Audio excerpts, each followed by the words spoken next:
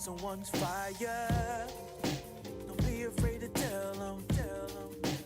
Give me my flowers while I can smell them. I feed off of energy.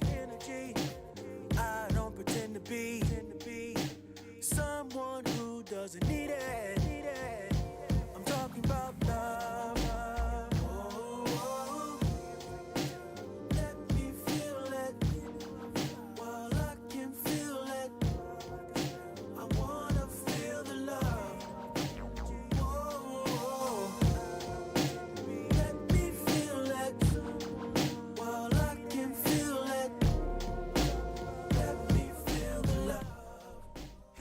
Without love, I feel sorry for them, especially when you cuddle up from night till the morning.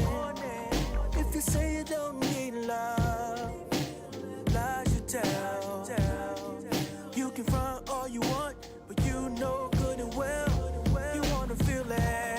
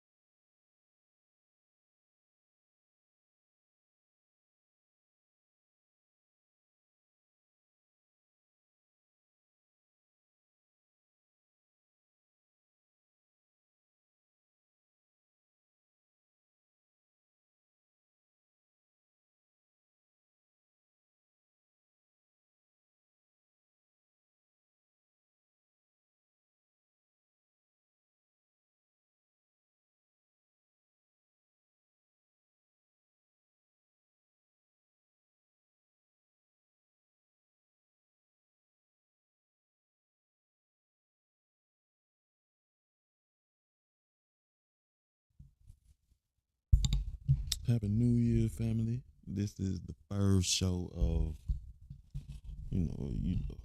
our winter New Year. It ain't spring celestial, but spring equinox, but we good. So happy to be back with you. I hope everybody had a good New Year's Eve. I hope it was everything you wanted it to be New Year's Day. You did all your rituals or whatever you do. It was interesting for me. We'll probably talk about it on our Tuesday show. because this book club day, so we relaxing. New Year's Eve was pretty good. I went to I call it a house party. I say house party because it was a house party. But when you say house party, people think of a party in a house, but it wasn't a party in a house. It was a party where the music was house music mostly. And that was pretty good to my spirit. As a matter of fact, um the music got good enough. I started doing some work on myself while I was in the club. And somebody fell in love with my hair, man. They say I look like a black blonde person because of how white my hair. So you might not be able to get a good view of it in life, but I mean on camera, but my hair is, especially when it's freshly washed, it is bright white. It's salt and it's some black in there. It's more salt than pepper, but it is a bright white. And somehow I've managed to have like 3 or 4 waves in it. So it does look nice in real life. So I appreciate compliment, you know what I mean? Poured into my spirit. I did a little work. And then my brother sent me this text and I was like, what kind of poem is this? But it wasn't no poem. It was an interesting message. So for the start of New Year's Eve, our family is disconnected.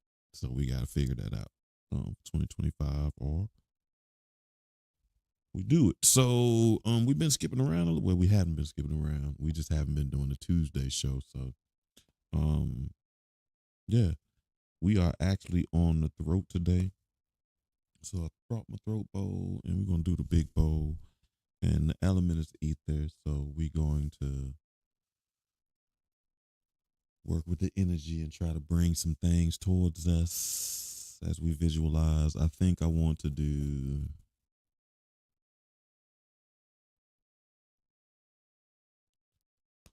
4-7-8. I don't think we did that in a little bit. So we're gonna do 4-7-8 breathing exercise, our meditation, our sound bowl, and then we're gonna get into continuing the Celestine prophecies.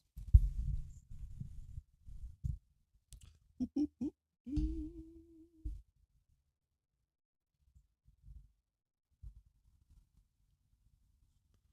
We're gonna start with the big bowl.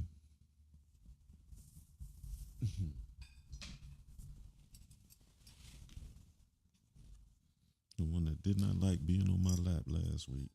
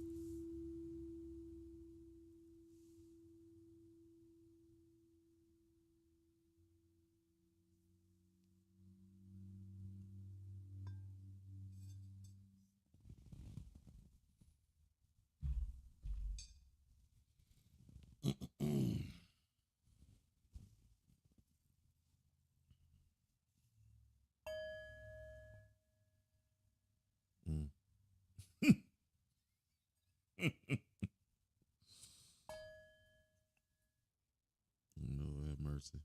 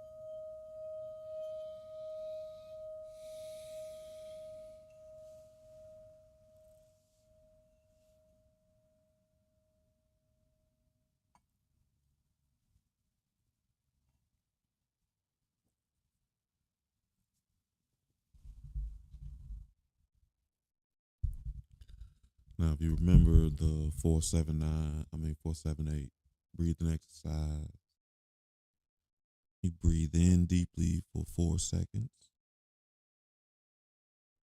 You hold it for 7 seconds. And you release for 8 seconds. And we need to do that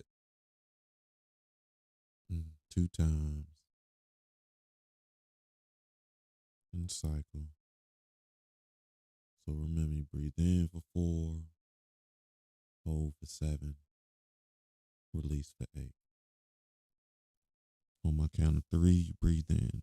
1, 2, 3. Breathe in. 2, 3, 4. Hold for 7. 2, 3, 4, 5, 6, 7. Release for 8.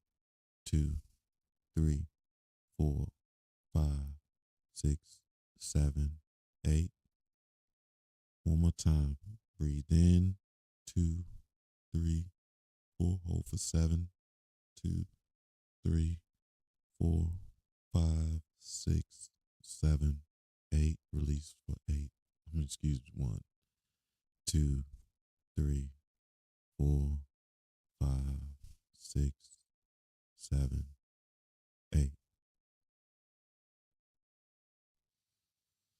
With your eyes closed in your comfortable position, the element is ether that we're going to work with tonight.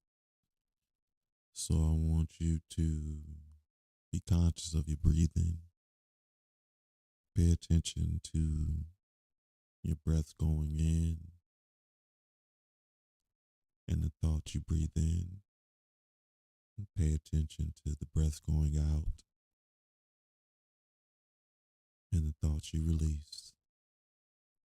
Visualize yourself in an empty space.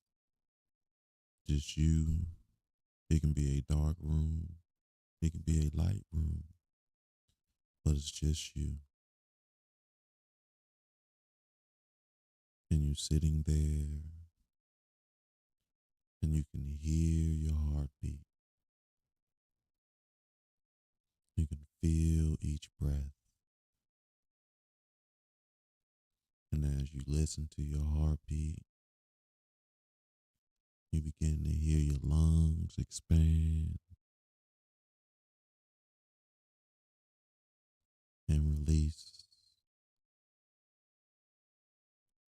And as you're sitting there, you begin to feel the energy around you.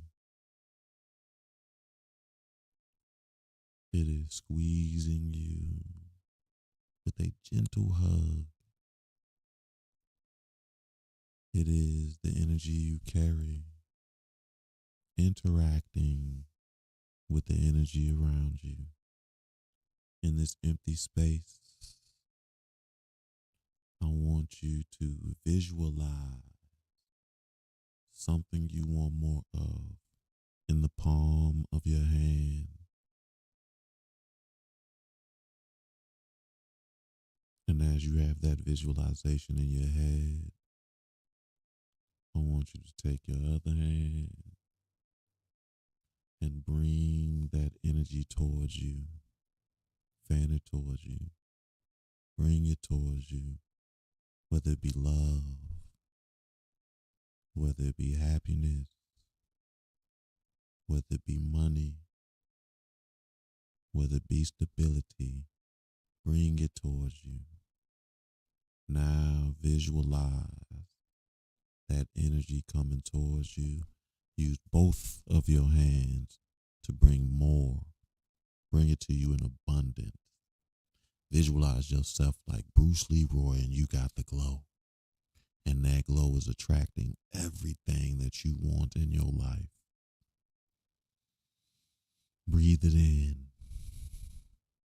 Pay attention to the thoughts that you breathe in with this new energy. And now take some time to think about something you don't want any more of. Visualize that in your hand. And as you see it, you recognize you have control of it. And you throw it back out into the atmosphere. Release it. Whether it be fear, release the fear. Whether it be doubt, release the doubt. Whether it be procrastination, confusion, anything. Now take both of your hands and push that energy away. Push it away. Keep pushing. Both hands, push it away. And now reverse. Bring the good energy to you. Push the negative energy away. Receive, release, receive, release, receive, release. And while you are doing that, I want you to repeat these affirmations with me. I speak and hear truth.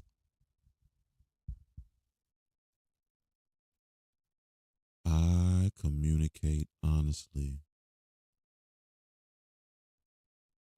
I live an authentic life. I am fearless and free. I trust what I have to say. I speak and hear truth. I communicate honestly. I live an authentic life. I am fearless and free. I trust what I have to say.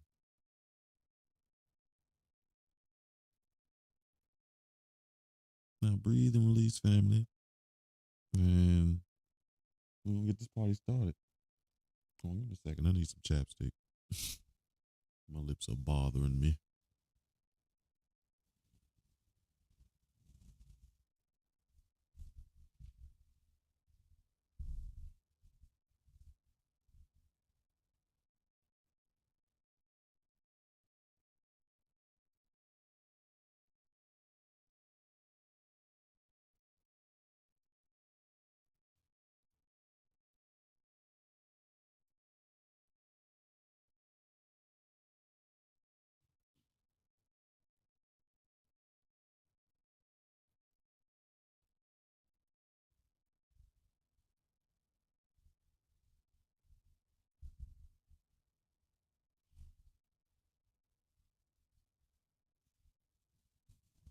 All right, so where are we in the story? I think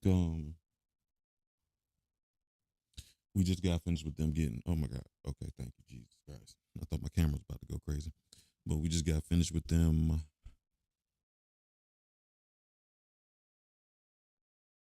Am I tripping? You just heard. I mean, we just experienced them getting chased by soldiers. Um, dude barely escaped. The main character, he barely escaped. He done left the girl. His homeboy done left him. They all over the place. The girl done got kidnapped. It's just been wild as of lately. But I think he got back with his friend, and they are heading to find that ninth insight. So I think all right, here we go. We're gonna start here. This makes a little more sense.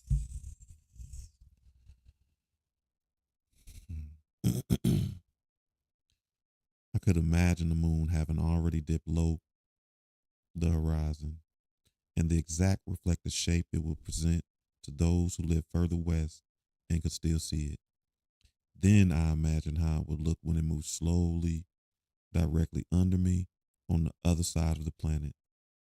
To the people there, it would appear full because the sun over my head would shine past the earth and strike the moon squarely. This picture sent a rush of sensation up my spine, and my back seemed to straighten even more as I conceived, no, I experienced the amount of space commonly felt over my head as also exiting under my feet on the other side of the globe.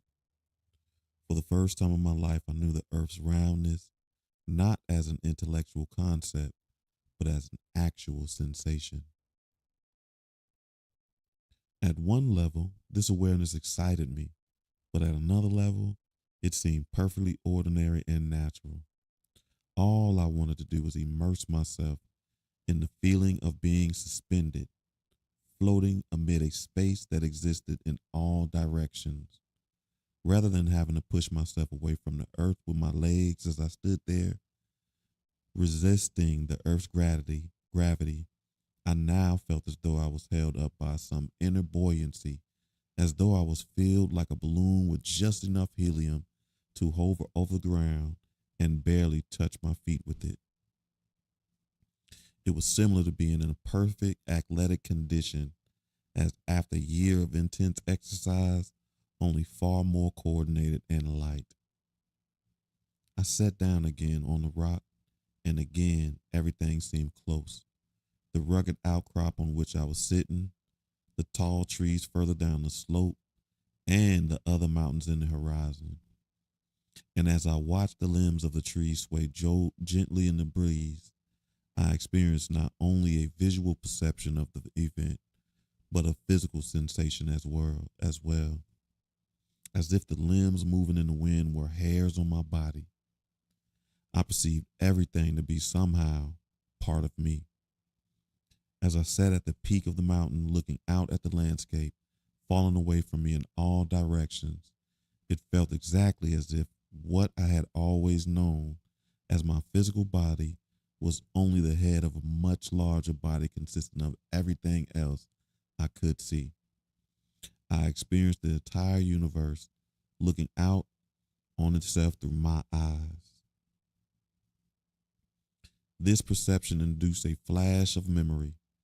My mind raced backward in time, past the beginning of my trip to Peru, past my childhood and birth. The realization was present that my life did not, in fact, begin with my conception and birth on this planet. It began much earlier with the formation of the rest of me, my real body, the universe itself. The science of evolution had always bored me, but now, as my mind continued to race backwards in time, all the things I had read on the subject began to come back to me, including conversations with the friend who resembled Renault. I recalled that this was the field he was interested in, evolution. All knowledge seemed to merge with actual memories. Somehow I was recalling what happened, and the recollection allowed me to look at evolution in a new way. I watched as the first matter exploded into the universe, and I realized, as the third insight has described, that there was nothing truly solid about it.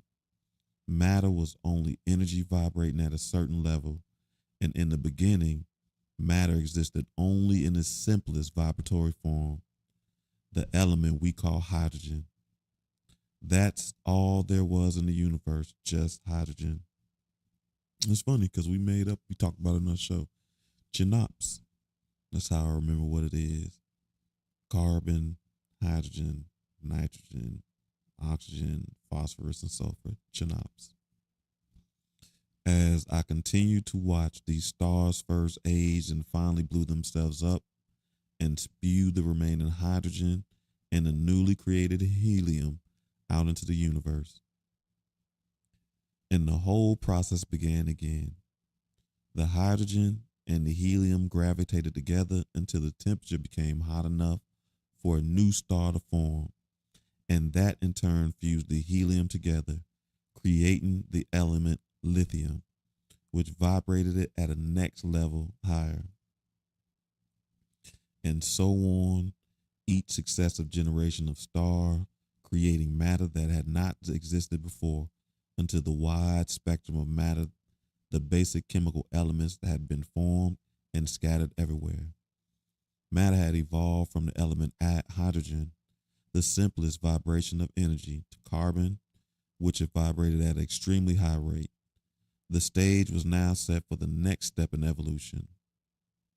As our sun formed, pockets of matter fell into the orbit around it, and one of them, the Earth, contained a newly created element, including carbon. As Earth cooled, gases once caught in the molten mass migrated to the surface and merged together to form water vapor. And the great rains came, forming oceans and then the barren crust. Then, when the water covered much of the Earth's surface, the skies cleared and the sun burned brightly, bathed the new world with a light and heat and radiation.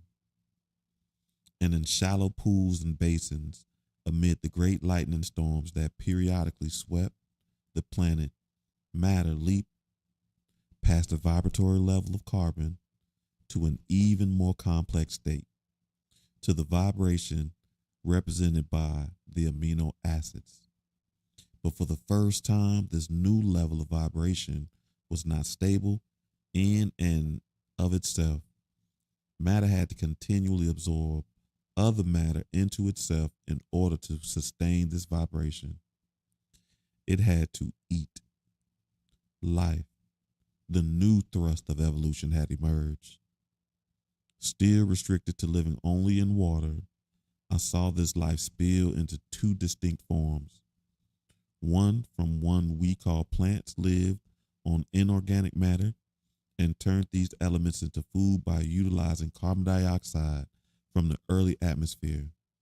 As a byproduct, plants released free oxygen into the world for the first time. Plant life spread quickly through the oceans and finally to the lands as well. The other form, what we call animals, absorb only organic life to sustain their vibrations. As I watched, the animals filled the oceans in the great age of fishes, and when the plants had released enough oxygen into the atmosphere, began their own trek towards land. I saw amphibian half-fish, half something new, leave the water for the first time and use lungs to breathe new air. Then matter leaped forward again into reptiles and covered the earth in a great period of dinosaurs. Then the warm-blooded mammals came and likewise covered the earth, and I realized that each emerging species represented life matter moving into the next higher vibration. Finally, the progression ended. There at the pinnacle stood humankind. Humankind. The vision ended. I had seen in one flash the entire story of evolution, the story of matter coming in and beginning and then evolving, as if under some guiding plan toward even higher vibrations, creating the exact conditions finally for humans to emerge, for each of us as individuals to emerge. As I sat there on the mountain, I could almost grasp how this evolution was extended even further into the lives of human beings. Further evolution was related somehow to the experience of life coincidences. Something about these events led us forward in our lives and created a higher vibration that pushed evolution ahead as well. Yet, as hard as I tried, I couldn't quite understand. For a long time, I sat at the rock precipice, consumed by peace and completeness. Then abruptly, I became aware that the sun was beginning to sink in the west. I also noticed that toward the northwest, about a mile, was a town of some kind. I could make out shapes of the rooftops. The road on the west seemed to meander right to it. I got up and I began to climb down the rocks. I laughed out loud. I was still connected with the landscape, so that I felt I was walking alongside my own body, and more, that I was exploring the regions of my own body. The feeling was exhilarating. I made my way down the bluffs and into the trees. The afternoon sun cast long shadows along the forest floor. Halfway down, I came to a particularly thick area of large trees as I entered, I experienced a perceptible change in my body. I felt even lighter and more coordinated. I stopped and looked closely at the trees and the underlying bushes, focusing on their shapes and beauty. I could see flickers of white light and what seemed like a pinkish glow around each plant. I continued to walk, coming to a stream that radiated pale blue and filled me with enhanced tranquility and even a drowsiness. Eventually, I made my way across the valley floor and up the next ridge until I came to the road. I pulled myself up the gravel surface and walked casually along the shoulder towards the north. Up ahead, I caught a sight of a man in a priest's robe rounding the bend. The sight thrilled me. Totally without fear, I jogged ahead to talk with him. I knew I would know exactly what to say and do. I had a feeling of perfect well-being, but to my surprise, he had disappeared. To the right, another road angled back down into the valley, but I could see no one in that direction. I ran further up the main road, but saw no one there either. I thought about going back and taking the road I had passed, but I knew the town was ahead, so I continued to walk that way. Still, I thought several more times about the other road. 100 yards further, as I rounded another curve, I heard a roar of vehicles. Through the trees, I could see a line of military trucks approaching at a high rate of speed. For a moment, I hesitated. I think I might stand my ground. Then I remembered the terror of the shooting on the ridge. I had time only to fling myself off the road right and lie still. 10 jeeps sped past me. I had landed in spots which were completely exposed, and all I could do was hope no one looked my way. Each vehicle passed within 20 feet. I could smell the exhaust fumes and see the expressions on every face. Luckily, no one noticed. After they were well past, I crawled behind a large tree.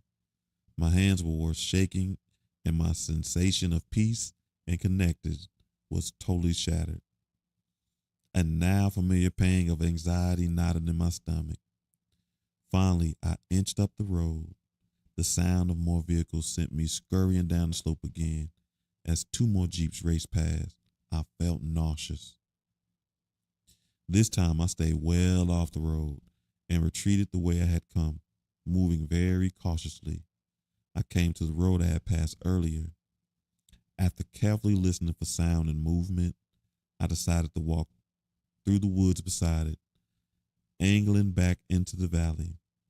My body felt heavy again.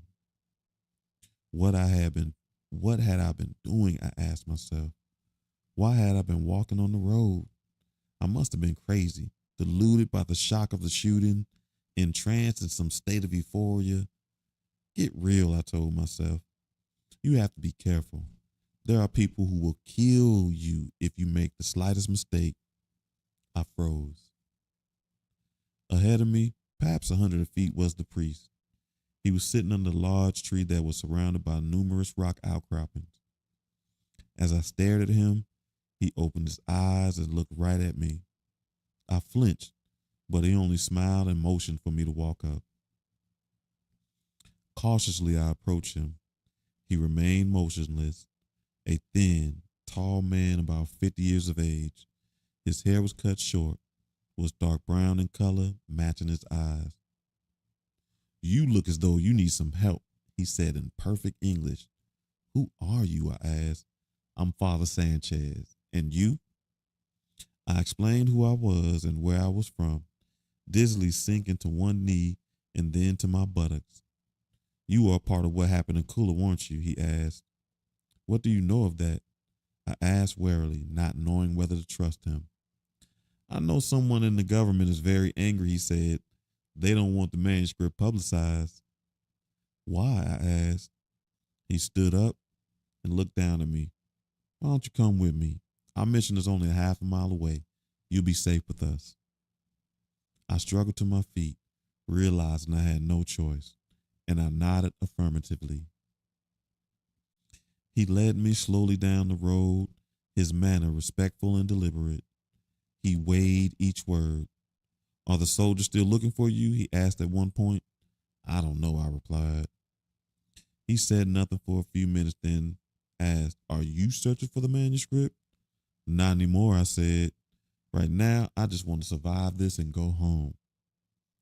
He nodded reassuringly, and I found myself beginning to trust him. Something about his regard affected me. He reminded me of Will. Presently, we came to the mission, which was a cluster of small houses facing a courtyard and a small church. It was situated in a place of great beauty.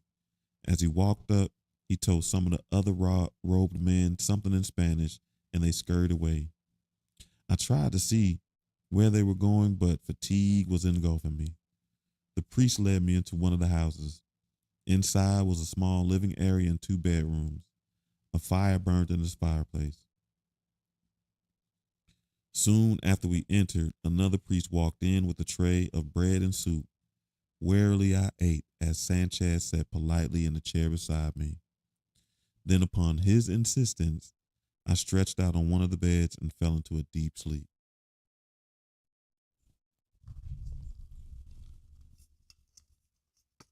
Very good.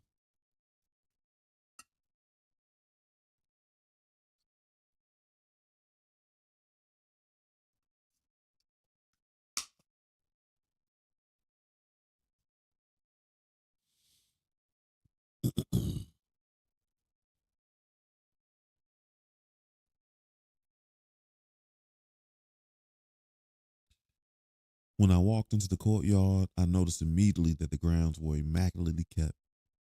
The gravel walkways were edged with precisely arranged bushes and hedges. Each seemed to be placed so as to accent their full natural state. None were trimmed. I stretched and felt the starched shirt I had put on. It was made with coarse cotton and chafed my neck slightly. Still, it was clean and freshly ironed. Earlier, I had awakened as 2 priests poured hot water into a tub and laid out fresh clothes. After I had bathed and dressed, I had walked into another room and found hot muffins and dried fruit on the table. I had eaten ravenously while the priest stood by. After I had finished, the priest had left, and I had walked outside to where I stood now. I walked over and sat on one of the stone benches that faced the courtyard. The sun was just clearing the tops of the trees, warming my face. How did you sleep? A voice asked from behind me.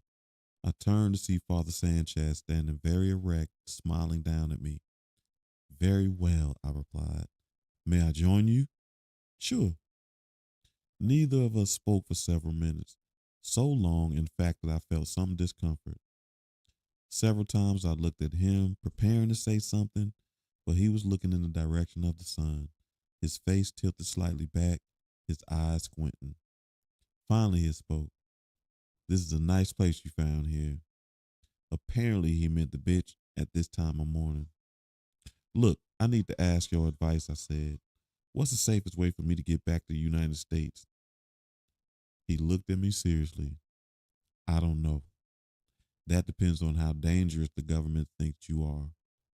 Tell me what happened to you in Kula. I told him everything from the first time I heard of the manuscript. My feeling of euphoria on the ridge now seemed fanciful and pretentious, so I only alluded to it briefly.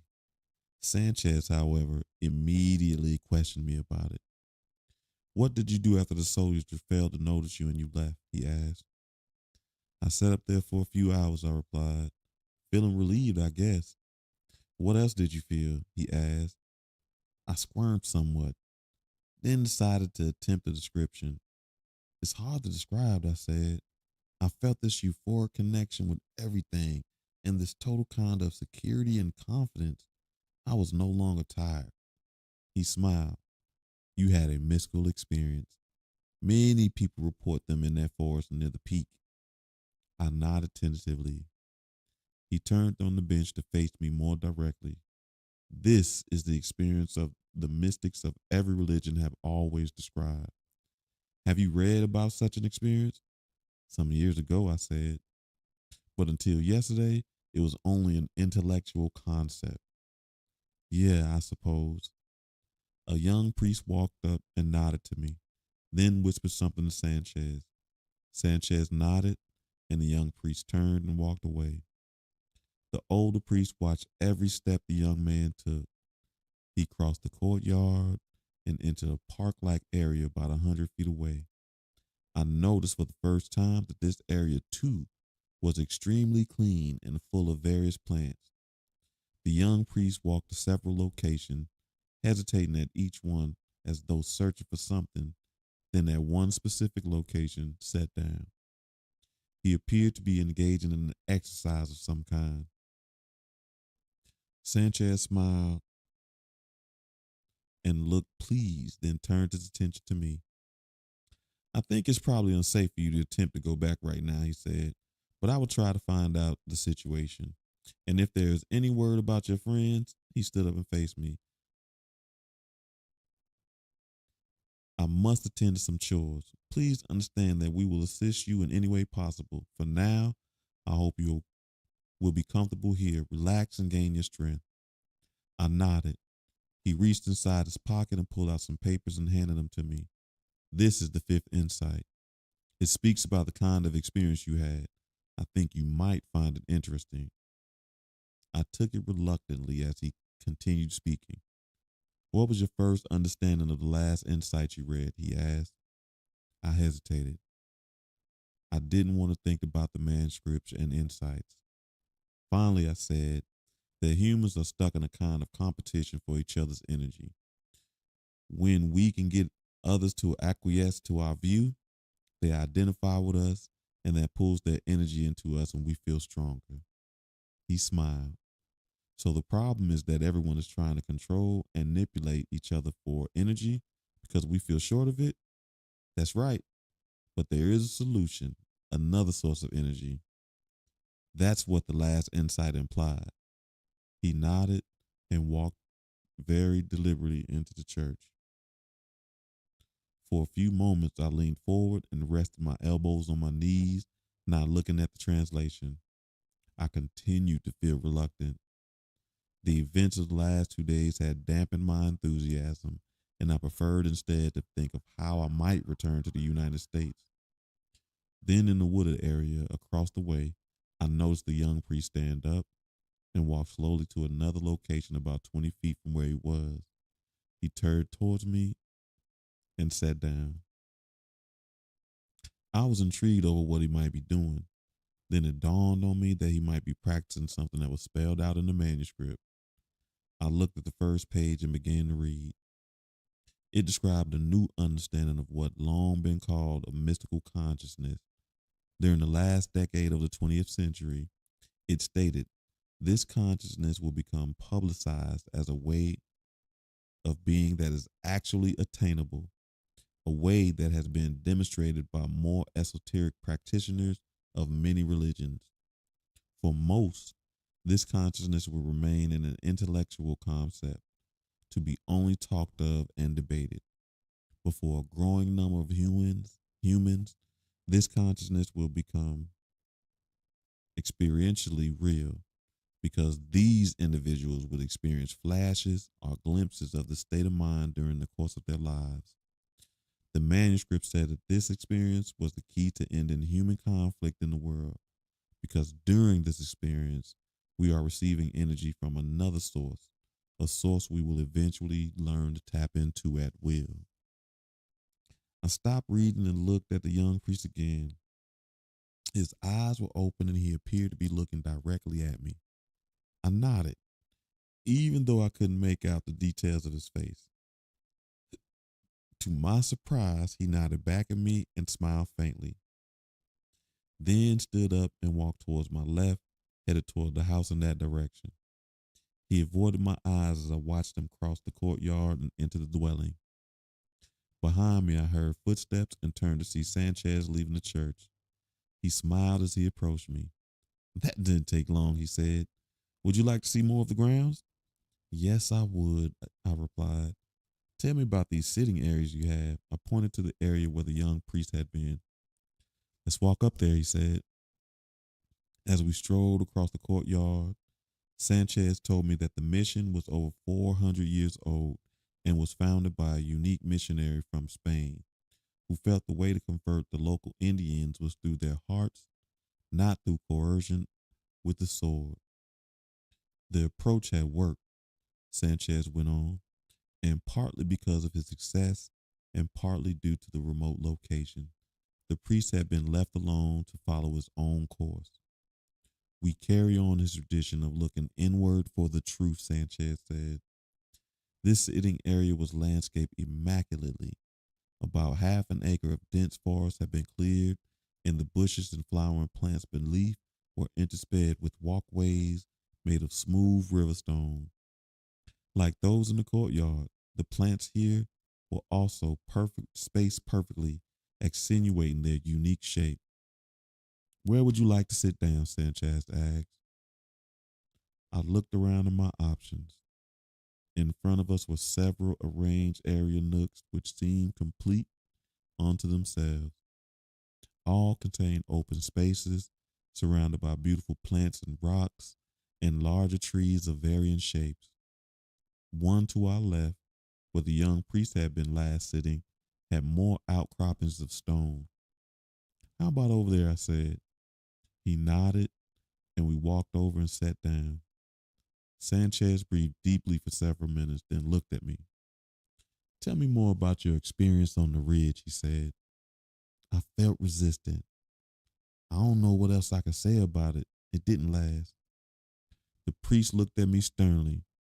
Just because it ended when you became afraid again doesn't mean negate its importance, does it? Perhaps it's something to be regained. Maybe, I said, but it's hard for me to concentrate on feeling cosmic when people are trying to kill me. He laughed and looked at me warmly. Are you studying the manuscript here at the mission? I asked. Yes, he said. We teach others how to pursue the kind of experience you had on the ridge. You wouldn't mind getting some of that feeling back, would you? A voice from the courtyard interrupted, a preach calling for Sanchez. The older man excused himself and walked down to the courtyard and talked with the priest who had summoned him. I sat back and looked at the plants and rocks nearby, taking my eyes slightly out of focus. Around the bush closest to me, I could barely make out an area of light. When I tried it on the rocks, I could see nothing. Then I noticed Sanchez walking back. I must leave for a while, he said as he reached me. I'll be going into town for a meeting, so perhaps I could provide some information concerning your friends, or at least how safe it is for you to travel. Good, I said. Will you be back today? I don't think so, he said. More like tomorrow morning. I must have looked insecure because he walked closer and placed his hand on my shoulder. Don't worry. You are safe here. Please make yourself at home. Look around. It is fine to talk with any of the other priests, but understand some of them will be more receptive than others, depending on their level of development. I nodded.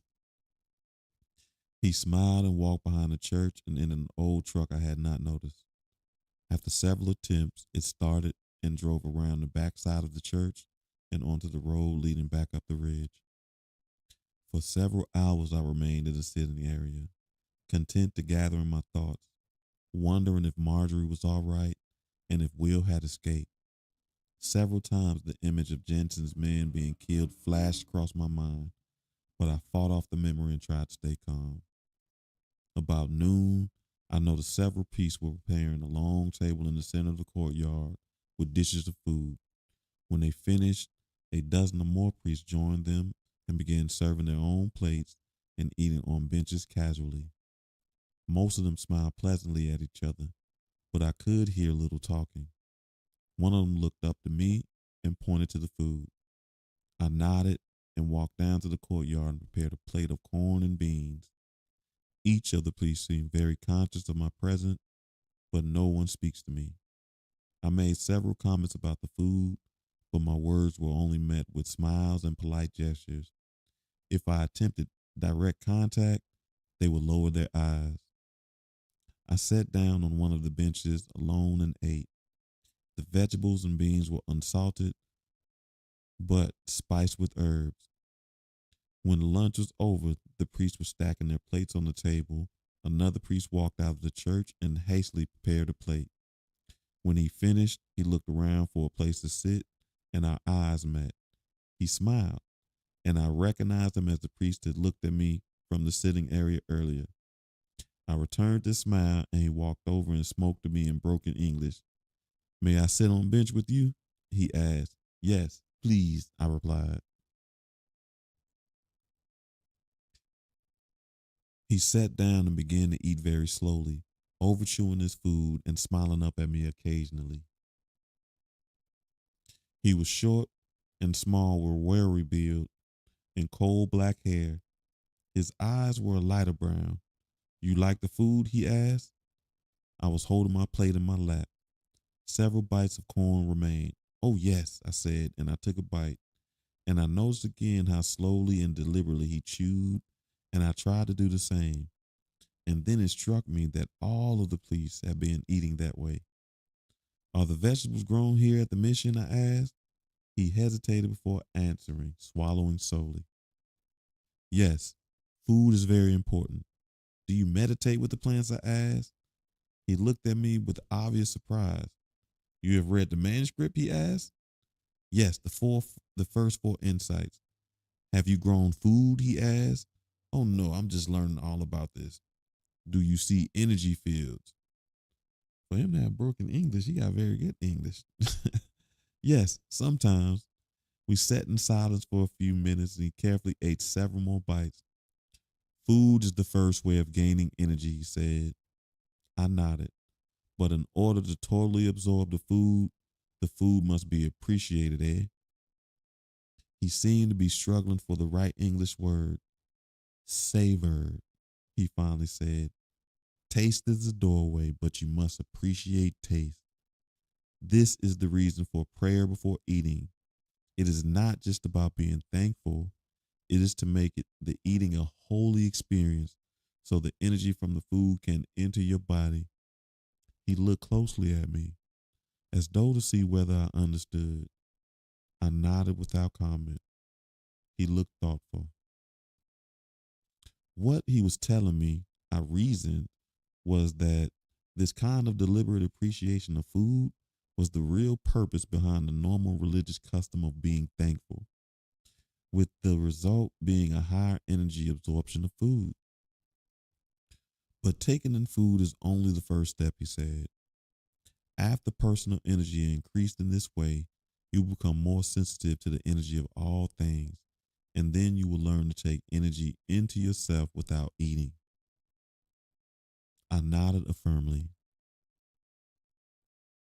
Everything around us, he continued, has energy, but each has its own special kind. That is why some places increase energy more than others. It depends on how your shape fits with the energy there.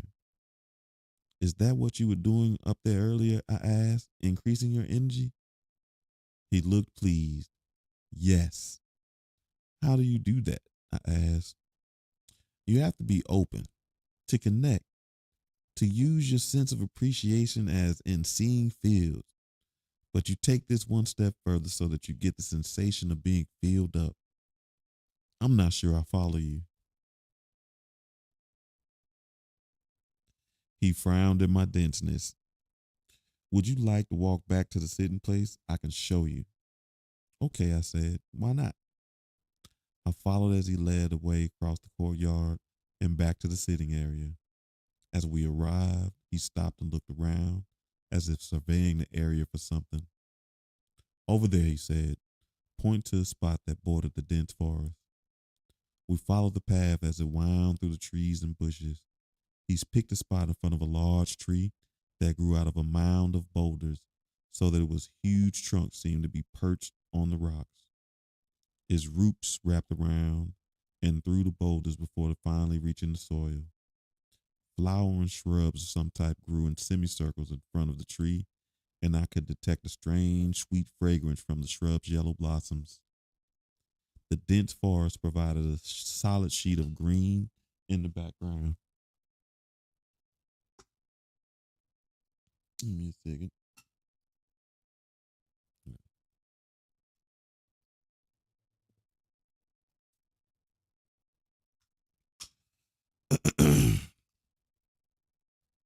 The priest directed me to sit in a clear spot amid the bushes, facing the gnarled tree.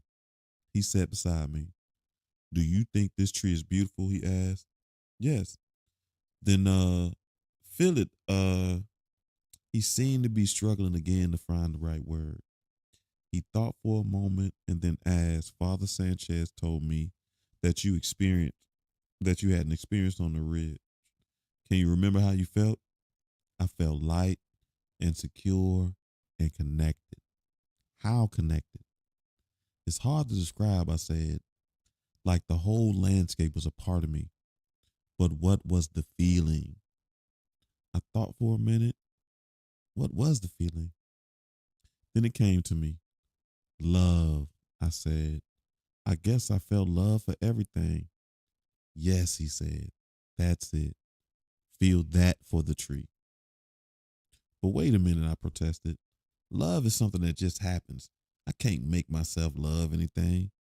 You do not make yourself love, he said. You allow love to enter you. But to do this, you must position your mind by remembering what it felt like to try to feel it again. I looked at the tree and tried to remember the emotions on the ridge. Gradually, I began to admire its shape and presence. My appreciation grew until I actually felt the emotion of love. The feeling was exactly the one I remember as a child for my mother and as a youth for the special little girl that was the object of my puppy love. Yet even though I had been looking at the tree, this particular love existed as a general background feeling. I was in love with everything. The priest slid away several feet and looked back at me intently. Good, he said. You are accepting the energy. I noticed his eyes were slightly out of focus. How do you know? I asked. Because I can see your energy field getting larger. I closed my eyes and tried to reach the intense feeling I had acquired on the ridge, but I couldn't duplicate it. What I was feeling on the same continuum, but to a lesser degree than before. The failure made me frustrated. What happened? He asked. Your energy fell. I don't know, I said. I just couldn't do it as strongly as before. He looked at me amused at first, then with impatience. What you experienced on the ridge was a gift, a breakthrough, a look at a new way. Now you must learn to get that experience by yourself, a little at a time. He slid back a foot further and looked at me again. Now try more. I closed my eyes and tried to feel deeply. Eventually, the emotion swept over me again. I stayed with it, attempting to increase the feeling in small increments. I focused my regard on the tree. This is very good, he suddenly said. You are receiving energy and giving it to the tree. I looked at him squarely. I'm giving it back to the tree? When you appreciate the beauty and the uniqueness of things, he explained, you receive energy. When you get to a level where you feel love, then you can send the energy back just by willing it so. For a long time, I sat with the tree. The more I focused my attention on the tree and admired its shape and color, the more love I seemed to acquire generally. An unusual experience. I imagined my energy flowing over and filling up the tree, but I couldn't see it. Without changing my focus, I noticed the priest get up and begin to walk away. What does it look like when I'm giving energy to the tree? I asked. He described the perception in detail, and I recognized it was the same phenomenon I had witnessed when Sarah projected energy onto the philodendron at Vicente. Though Sarah was successful, she apparently wasn't aware that the state of love was necessary for the projection to take place. She must have been acquiring love state naturally without realizing it. The priest walked down toward the courtyard, and out of my range of vision, I remained in the sitting area till dusk. Now we'll finish this page. Doo-doo-doo.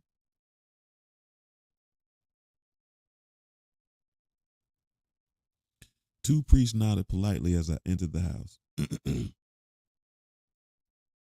a, ro- Ooh. A roaring fire fended off the evening chill, and several oil lamps illuminated the front room. The air was full with the smell of vegetable or perhaps potato soup. On the table was a ceramic bowl, several spoons, and a plate holding 4 slices of bread. One of the priests turned and left without looking at me, and the other kept his eyes lowered and nodded at a large cast iron pot sitting on the hearth by the fire. A handle protruded from under its lid. As soon as I saw the pot, the second priest asked, Is there anything else you need? I think not, I said. Thank you. He nodded and left the house as well, leaving me alone. I lifted the lid from the pot potato soup. It smelled rich and delicious. I poured several ladles into a full into a bowl and sat down at the table. Then pulled part of the manuscript Sanchez had given me from my pocket and placed it beside my plate, intending to read. But the soup tasted so good that I focused entirely on eating. After I finished, I placed the dishes in a large pan and started at it and stared at the fire, hypnotized until the flames burned low. Then I turned down the lamps and went to bed. The next morning, I awakened at dawn feeling totally refreshed. Outside, the morning mist rolled through the courtyard. I stoked up a fire and put several pieces of kindling on the coals and fanned it until it caught up. I was about to look through the kitchen for food when I heard Sanchez's truck approaching. Family, that's where we're going to stop tonight. We did our hour. I'm on the road next week, really. I'll be back for a book club, so book club should be fine. But Tuesday, we've been skipping the Tuesday show so much, I feel like I gotta do it. But we're gonna try to do Tuesday show, maybe. Not, I definitely will see y'all back here Thursday. And I look forward to that. So I hope everyone has a fantastic weekend. I hope you're able to get everything you want. Hope you're able to get some rest. I got a little work to do. I'm gonna do some energy reading this weekend. And yeah, pray for my brother. But I appreciate your time. I appreciate your energy. I appreciate your presence. And family, I will see you next week. For sure, for sure. Could it be that I've lost my faith in everything? Could it be that I killed the magic between us?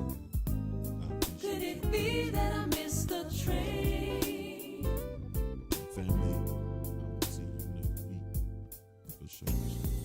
It's cold inside, and I'm trying not to fall apart.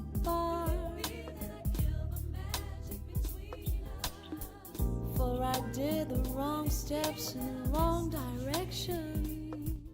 I can only pray and make a new start. It's cold inside. I'm so sorry that I hurt our love. I can only carry the pain of losing you. I did the wrong steps in the wrong direction. Could it be that I spoiled it all?